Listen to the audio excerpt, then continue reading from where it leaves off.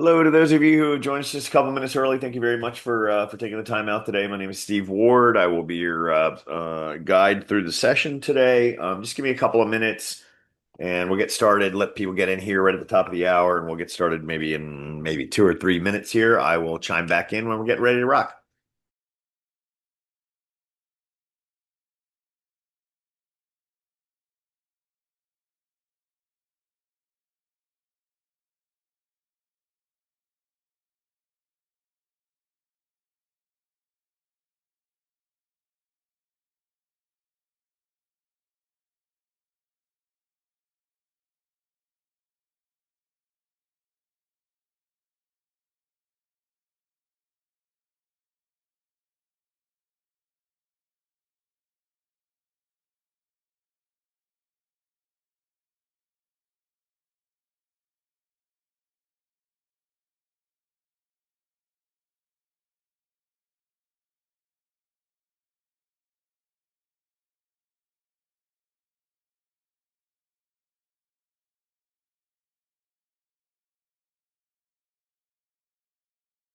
Thank you very much for joining us. My name is Steve Ward. I am your host for today's session. Be walking through the content and answering any questions that you might have as we go along.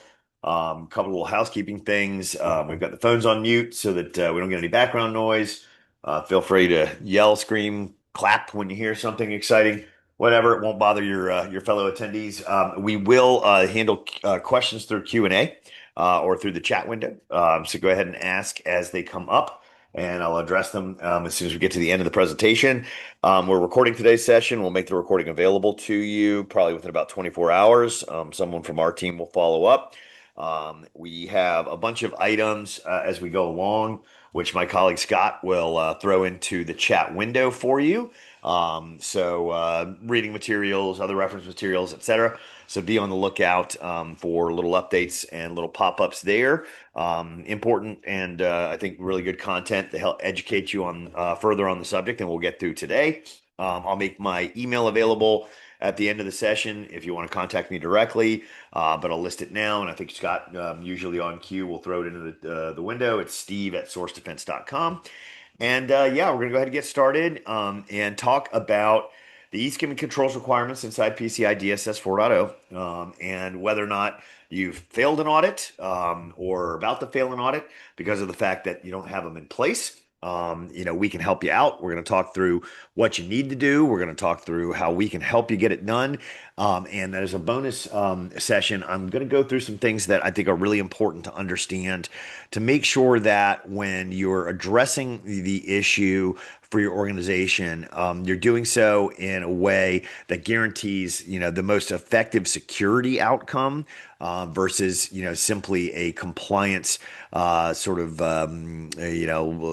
of the law kind of checkbox kind of follow. I think it's important stuff that you need to understand about this problem and areas in the DSS where there are some issues. And I'll happily, sort of speak to that and answer questions about why I think those are issues as we go along. So let's just get moving here and we'll get into it. So Source Defense, a little bit of background on us. If you don't know who we are, thank you for coming and taking the first opportunity today to get to know us.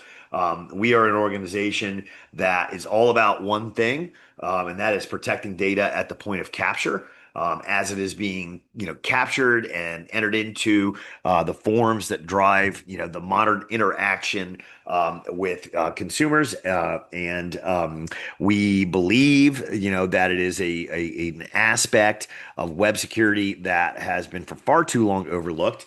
It is the new battlefield. You may have in your thinking, protecting data in transit, protecting data at rest.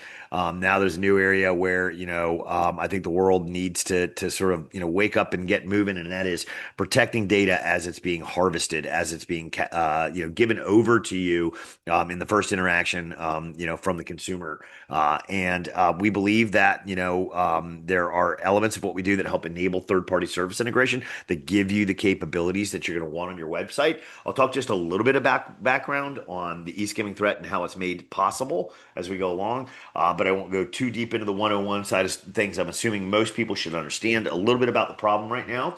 But of course, if you are someone that needs a little bit more education, just go ahead and let me know. And really, this is a third-party risk issue. This is an issue about, if your organization is focused on zero trust, about the fact that we are actually doing quite the opposite in the web environment. And I'll speak to that as we unfold a little bit more beyond here. We address data security, protecting that data from being stolen by cyber criminals. We address data privacy, protecting data from being leaked to the partners on your website. And we address compliance, obviously, as it relates to PCI DSS. But it's broader than just PCI. There are touches to GDPR, there are touches to HIPAA and FFIEC, and a whole host of other data privacy requirements that you as an organization, may be facing. By way of background, we have been a PCI certified solution, meaning we have done our own attestation on compliance. We actually used IBM as our QSA, and so we are a SACD service provider. So our solution itself, is gone through the same rigor that you go through to get PCI compliance. We are PCI PPO, which means we're a principal participating organization. That's a lot. It's a mouthful right there. Means that we're engaged with the council. We've been supporting the council. You'll see us at all of the various different events that are out there, and probably met us or seen us across the years. We are also a PCI Board of Advisors member. And I'm really proud to announce that we are, a partner with MasterCard, their partner to address the eSkimming threat globally as part of the MasterCard Start Path program. So we've got a good background. We've got a good heritage. We've been in the space for solely in this space for about 10 years. We've served thousands of the world's largest brands, small, medium, large customers. You can turn to Source Defense for knowledge on the subject, for community engagement, and hopefully when you get a look and you take a chance to look at our solution, for getting like the best, easiest, most sort of like set it and forget it solution you could possibly desire in the market. On the 101 end of things, how this happens and why these eSkimming controls, are actually required, where the origins of eSkimming come from. Basically, your website, if you think about it, really isn't yours. You own the brand, you own the domain, built up around that website. Obviously, your customers interact with it. It's an engine for your revenue, but you're using, a cobbled together set of code, of which about 18% is yours, and the rest is coming from any number of outside third parties that plug in and that run services that are compiled and delivered to the consumer every single browsing session. So millions and millions and millions of consumer sessions that you may run on a daily or weekly or annual basis, depending on how large your organization is, are being served up code from these partners. It's things like ad tech, it's things like chat, it's things like social media, tracking pixels. It's any number of things, right? Chat bots and AI bots, coming online, all this type of stuff, right? And all of that code is JavaScript, and all of that code as JavaScript really has a lot of power to run on your site. It means that, you have unmonitored, unmanaged, 100% trust code running on, every transaction, and the bad guys know that, and they've been taking advantage of that for the past 10 years or more, with active attacks out there. They've hit big, high-profile merchants. They've hit small merchants. They've hit hundreds and thousands of merchants in singular campaigns. They're active. They're advancing their capabilities, and I'll talk a little bit about some of their capabilities as we get deeper. But when they compromise one of these scripts, whether it be from these outside parties or even, God forbid, they break into your servers and they compromise first-party scripts, what the bad guy can do is really bad stuff. They can make changes to page content, and they can put forms and buttons in place that shouldn't be in there. They can redirect users to domains under their control. They can record keystrokes that they will then use to capture and exfiltrate credit card data and other forms of PII.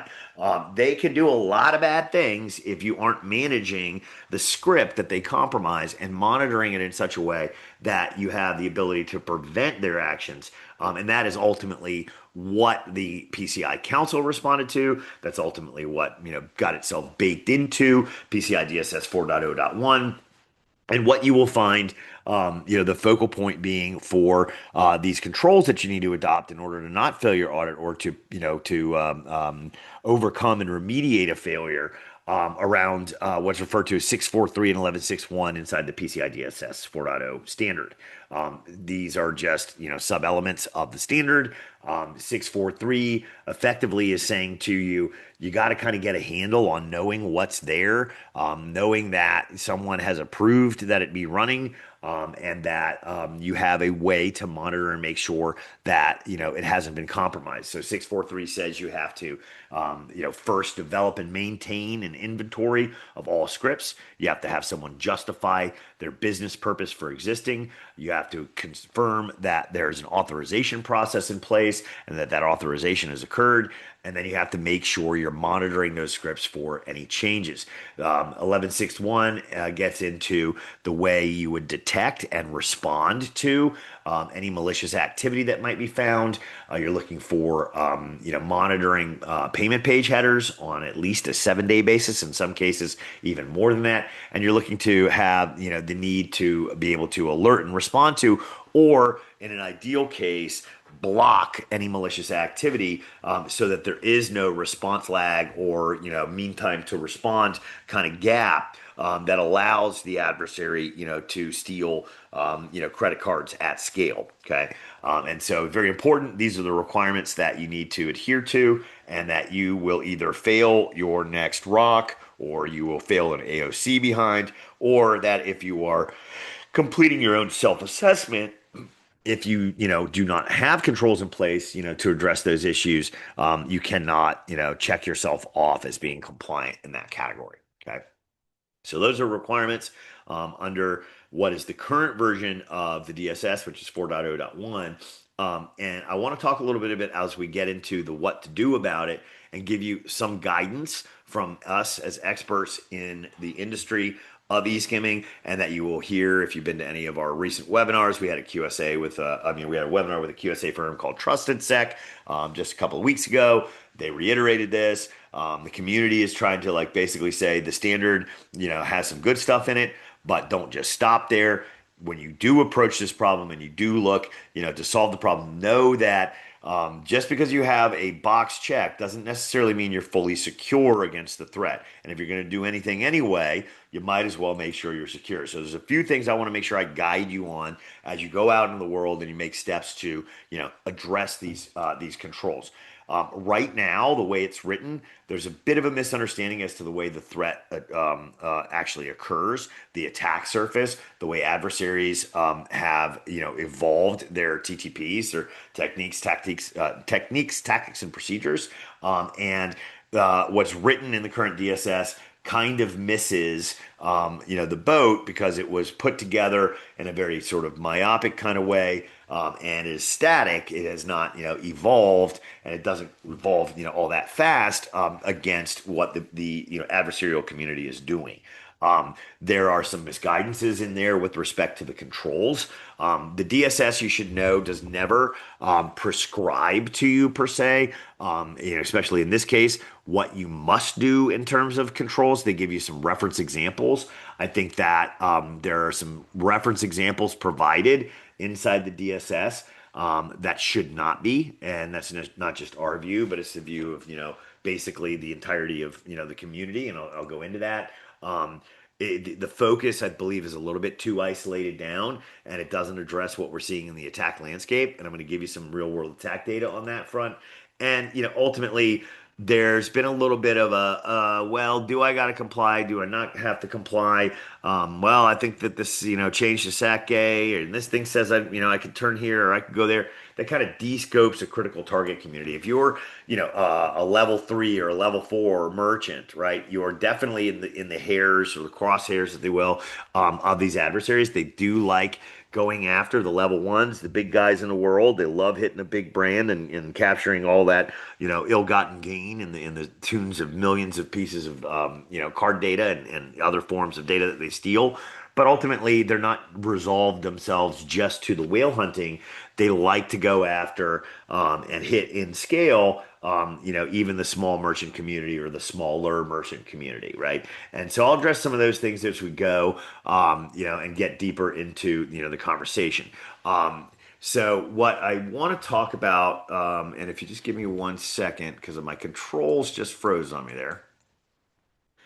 Give me 1 second. Okay. Hang on. Hang on. I might have to stop there. Apologies, folks. This is show business. Sometimes something breaks on stage, and that's where we're at right now.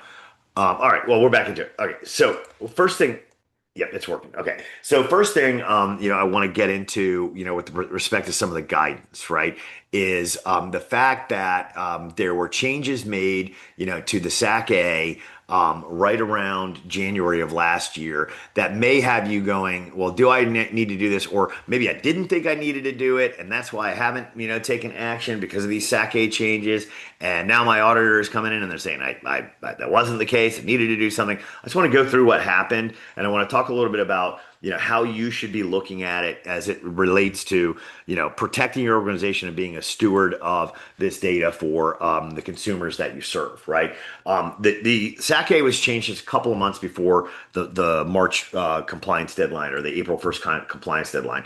It had resulted in a lot of people pausing their effort to move forward with these controls. It was supposed to have been done to make life easier for the level 3 and level 4 communities, but it ignored the fact that you're a level 1 merchant maybe on this call that also uses the SAQA. Again, what I just said a minute ago though is also the fact that as a level 3 and level 4 merchant, you actually are core targets of these eSkimming attacks.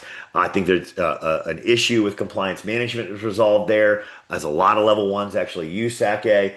And it really, like, there was undermining the progress that we were making in driving this stuff forward. It was advised against by like 80 members of an e-commerce guidance task force that I and other members of the sort of community were involved in. It flew in the face of calls from QSA community. Please don't do this. This is wrong. Let's just not. Why would we even remove these requirements? And effectively, it removed them and it put them back. Okay. And so that's one thing you need to understand. And in so doing, I think maybe some of that is lost in translation. And I think that there are maybe even people on this call who didn't know this happened, or if they knew it happened, they didn't know that it was reversed. But so I'll go through that, right? Effectively, they announced they were making changes. They were effectively de-scoping 643 and 11.6.1 for anybody on a SAC-A, but only if you could confirm that your site was not susceptible to attacks from scripts. And so people were going, well, how are you supposed to do that? So you're telling me that I have to manage scripts and monitor scripts in order to know whether or not my site is susceptible to attacks or an attack might happen. But now you're telling me I don't necessarily need to manage or monitor scripts, but I have to attest to the fact that my site is not susceptible to these attacks. What am I supposed to do? And so what happened was they had to come back out with an announcement, a month or so later, in the form of an FAQ 1588, which basically said, hang on, we got to clarify this thing for you. We've got to help make this clear. We've got to address what it means to make sure that your site is not susceptible. And what they came back and said was, effectively, what we should do is, if you want to make sure your site's not susceptible to these attacks, do 643 and 1161. Okay, so reversing their order. Or turn to your TPSP, and if your TPSP can, when implemented, give you an embedded payment page that will ensure that your site is secure, then you're off the hook. Now they cannot do that, and I'll get to why. But just yesterday we discovered another attack. We see these all the time, where and this will be published out into the new week, where even the embedded iframe capability that most people might rely on to say, well, if my payment page has an embedded iframe, I'm protecting the payment process itself.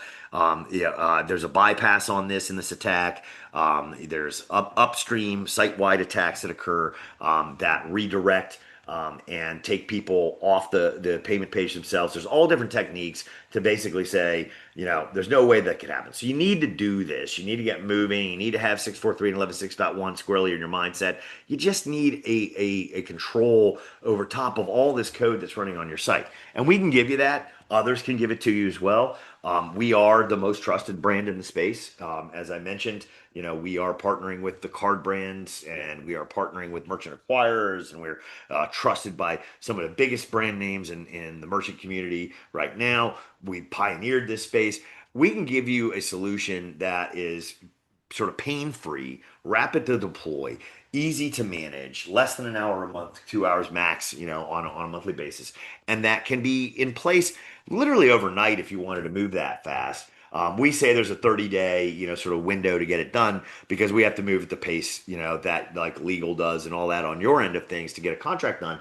But ultimately, we've got a solution that can just be deployed overnight. It's a couple of lines of code. It's fully preventative. It checks all the boxes and then some. It can go site-wide to protect the entire site just as easily as it can go to protect the payment page.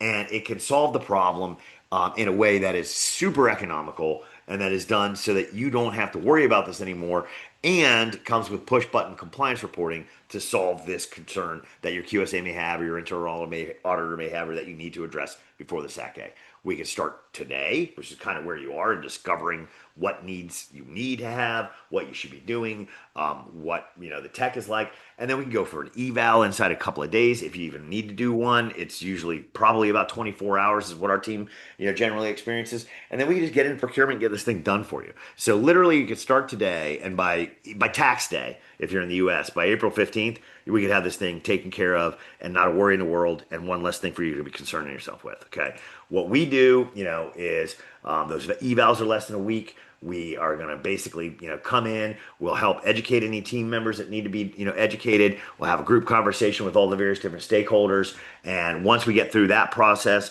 we get into the procurement phase and we can get deployed and delivered in a matter of days. Okay. We've got a very easy to use dashboard that walks you through all the requirements that are underneath 643 and 11.6.1. We'll give you a full script inventory, give the ability to look into that. We have auto justification for the type of script that it is, what it's doing. We can give you the ability to manage the approval process inside, the solution. Click of a button. We can give you, the way to justify and record justification and have documentation that's auditable and there for your QSA. We have a scanning capability for the web headers. We can show you, on a daily basis, even hour by hour basis, what's happening there. We trigger all of the alerts. You don't have to necessarily respond to them if you buy our Protect solution, because we just protect naturally out of the gates. It's super simple, super easy, super what it would say, easy for a layman to understand. This isn't something you build a lot of security capabilities around. We just block malicious behavior on the outset. We even come out of the box with an understanding of the types of scripts that you have, their behaviors, what behaviors should and should not be allowed. We have, pre-approved, in the package, behavioral controls that you can deploy. It's very, very simple, very easy thing to do, and it is very economical. We can get you a dashboard also started right now. Like, we can literally, from the outside looking in, get you the first view into your website, into the environment, and get you moving on, the internal dialogue around the problem. So this QR code should work. If for some reason it does not, Scott and my colleague that I mentioned, he's probably already dropped it in the chat. Looks like he probably has. You can engage us, ask for a dashboard. We will have our team configure from the outside looking in with nothing from your end of the world needing to be lifted. We'll get you visibility. We'll sit down. We'll have a meeting with you. You walk through what we found, and then we'll get you moving on the pathway to compliance. Okay. What I want you to kind of like convert now into is some of the more educational end of things, in the next maybe say 10 minutes that we have, on this call. I want you to have some key takeaways for why we're cautioning against solely relying on what's written in the DSS And, given everything I just said, ease of use, economic nature of the solution, the fact that it can deploy easily, across the site just as easily across the payment page, I really want you to take this to heart because I want to make sure that if you go through this effort, you are doing so in a way that ensures you're protected against this threat, not just compliant with the words that are written in the DSS. We do research all the time. We published a 2025 sort of like year-end wrap-up threat research report. Scott, I'm sure, is probably dropping that link in the chat. And we, as I mentioned, just saw a recent attack that we're writing a report up and will be published in the very near term. Our team has always got its finger on the pulse of what's going on with respect to the threat landscape. And what we saw and what we continue to see, in the 2025 wrap up and, currently into the year is that these attacks are not going away. They're not slowing down. They are actually proliferating and they're not getting simpler. They're getting more complex. And they're doing so because bad guys read too, and they can see what's written in the DSS, and they can see, the fundamental directions that most merchants will be guided towards, and they can just work their capabilities around them. These guys are getting smarter, faster, they're getting in there, and they're doing things that are way, way more complex, almost adopting like some techniques around what we traditionally see in the world of like APTs, advanced persistent threats, or like nation state kind of adversary kind of attacks. The attacks are evolving to evade controls. They're going into places in the dark spaces where we aren't looking. And, that's a problem with what the DSS prescribes. And it's, again, an area where I would say, don't just use that as, the notion of a ceiling, use it as a floor.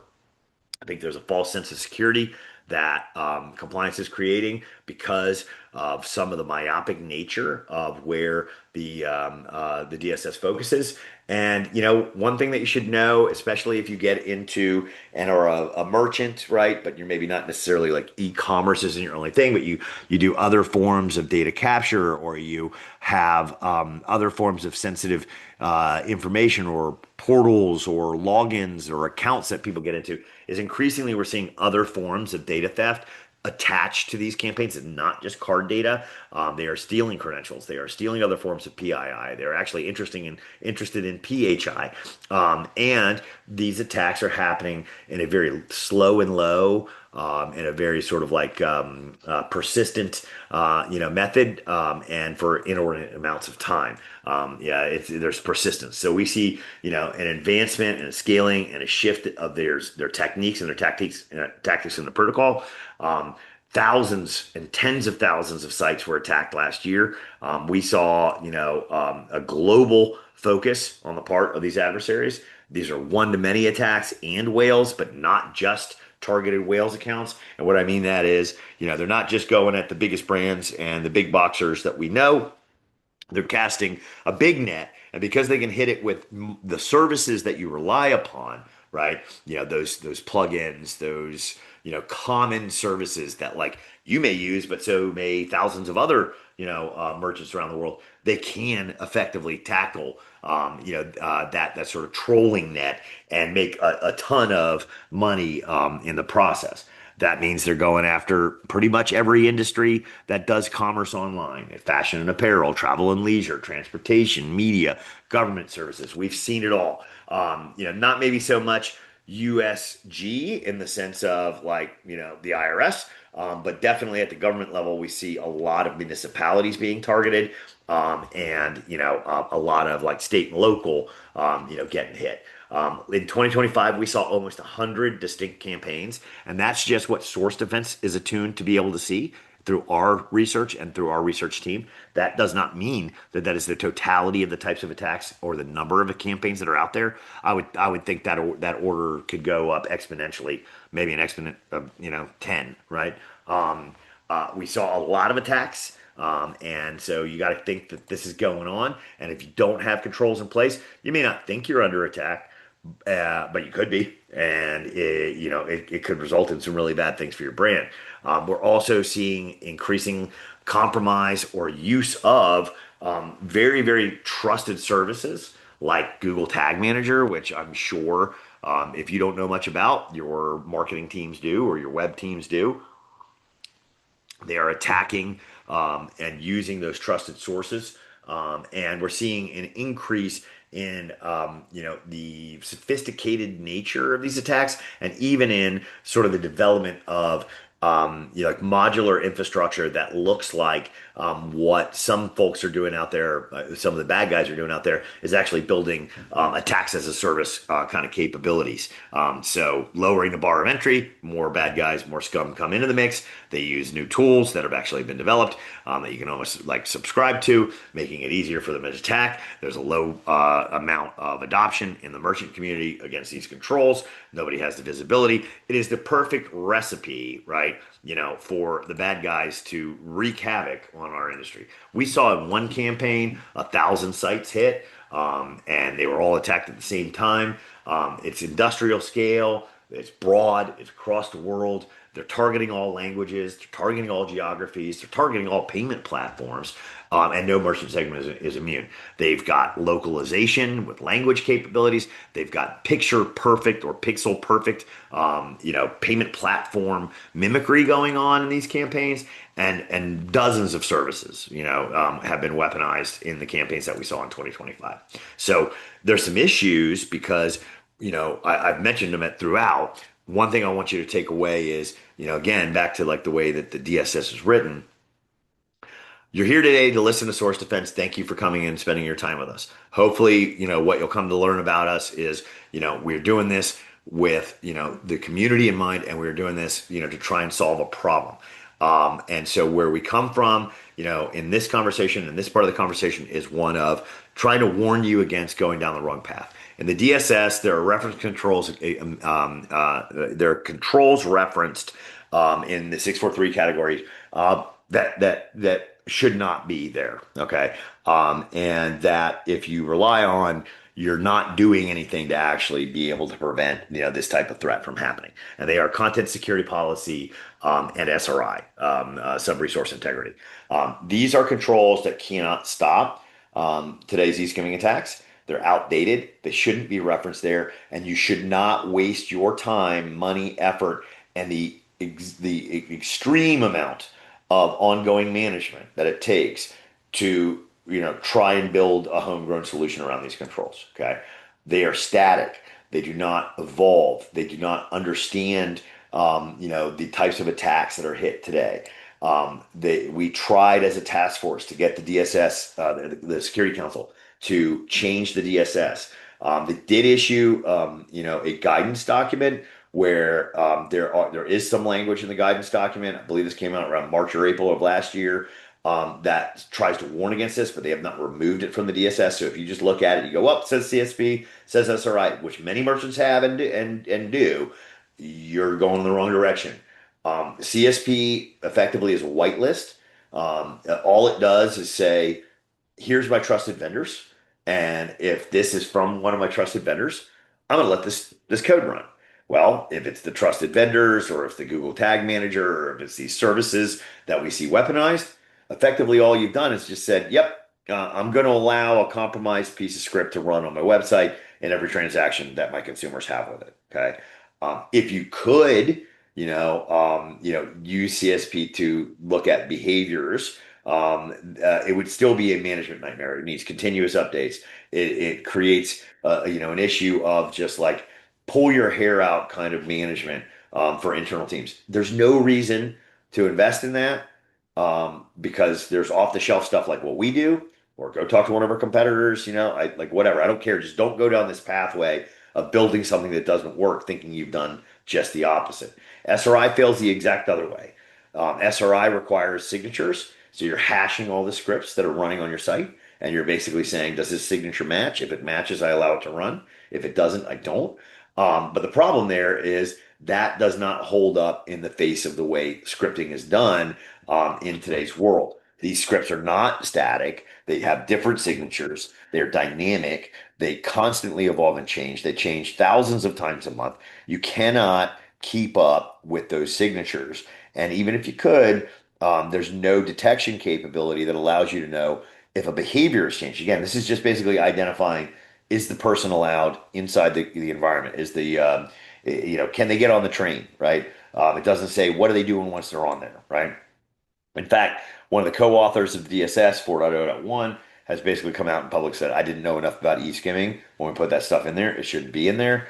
And so it's a misleading and in sort of false sense of confidence. We've put together a whole white paper, ebook around that. You should read it.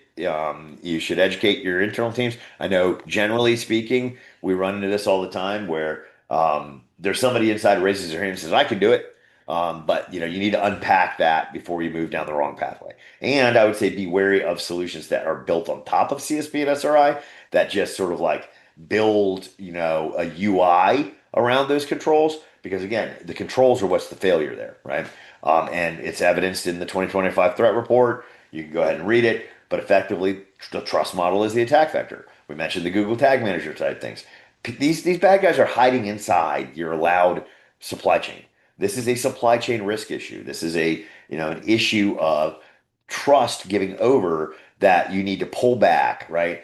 And so it is the whitelisted or blacklisted. It is the whitelisted or signatured, right, services that you're running that are getting hit and lead to these attacks, right? Another issue that I really take note with, and I think you should as well, is language and the scope that basically talks solely to payment page. Protect the payment page, protect the payment page. It's the website that needs to be protected. The payment page is not where the attack necessarily occurs. Payment pages, should be protected, and you should limit and control what's going on there, but you should not stop there, because the way that an e-skimming attack occurs and the way that the JavaScript that's compromised works is, back to that slide with the Mr. Yuck colors, right? If I can compromise a script on your site and you aren't monitoring and controlling my behavior, I can do anything I want. I can redirect the entire checkout process, and that happens all the time. Click on the link for checkout, and instead of going to your legitimate checkout, the user is redirected rapidly to a bad guy's mimicked checkout form, right? You got to protect the entire site. The site's being hit. It's not just the payment page that is actually happening. The scripts that you are running on your site are everywhere. We did research with Verizon for the 2024 Payment Security Report. We found, of the largest websites in the world, 7,000 plus websites that we scanned, like 130,000 scripts running. So, the averages are up there into the, dozen or more in terms of the services that are running on your site. They're running all over the place. And you got to protect, the entirety of the site, not just the payment infrastructure. In fact, it is the non-payment infrastructure, right, that has been hit more and more often than the payment page themselves. And I mentioned this earlier about the report we're about to put out. Iframes don't stop upstream compromise, and now we're seeing new techniques where when the site is compromised, it actually shuts off the load of the iframe and loads a mimicked iframe in its place. Okay. So you got to just think about this as a website issue, as a web security issue, something to address. Again, don't need to freak out about like the cost or anything like that, because it's nominal in terms of, the difference between limited scope and full scope. And you got to like listen to, the evidence that's out there, not just from us, because you might look at it and say, well, source defense, you got an agenda, you got a dog in the fight, but from others in the community, like those that do, the forensic analysis on the back of the fraudulent events, the PCI PFIs. Here's a statement from Security Metrics. They did 2,000 investigations involving eSkimming, and 100% of the cases where it occurred, the failure wasn't on the payment page. It was because of an attack that happened upstream in the parent page. Okay, so keep that in mind. And I want to be mindful of time. We've got a number of examples. They're all in that report, right? As we look ahead, number one, go take care of this. Get this done. You owe it to your consumers. You owe it to your organizations. You owe it to yourselves. Just get it off the plate. No more delay.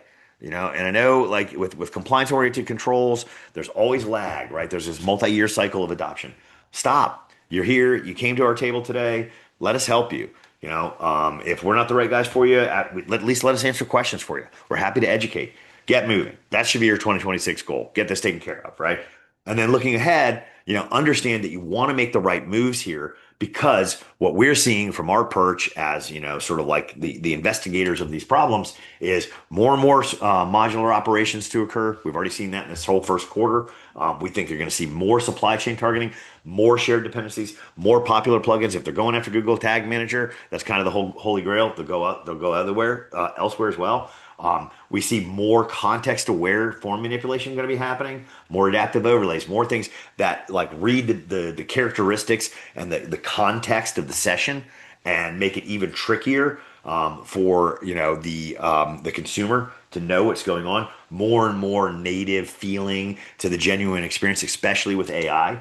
And we think you got to really make sure you're not just protecting card data. I know that's what PCI mandates, but if you're a multidimensional organization that also does merchant services, right? Make sure you're thinking about protecting all of the data that you capture because we are seeing more and more of these bad guys, jumping not just into, the Carter world, but going after stuff, that might be of more value. So that was it. That's all I had to talk about today. I'm happy to take any questions from you, and I can do that for sure. So please, if you would like, send anything you have there via the chat window. And if not, that's okay too. We can let you get back to your day. But let me just open it up and see if there's anything. And if not, I'll get you some time back. I wish I had that Jeopardy theme music. Are we currently partnered with any QSACs? Yes, we do work broadly with the world's QSACs. Most organizations should know who we are.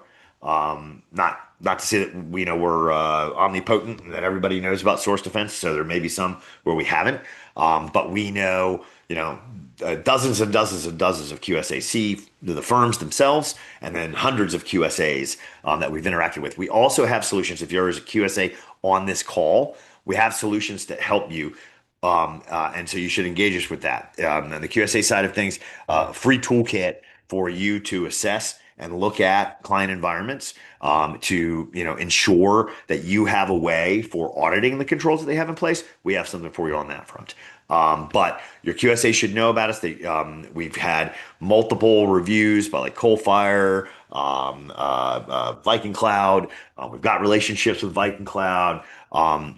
Yeah. So the answer is yes, but more particularly if there's one firm or whatever that you would like us to talk to, we could happily do that. Thank you. Thank you.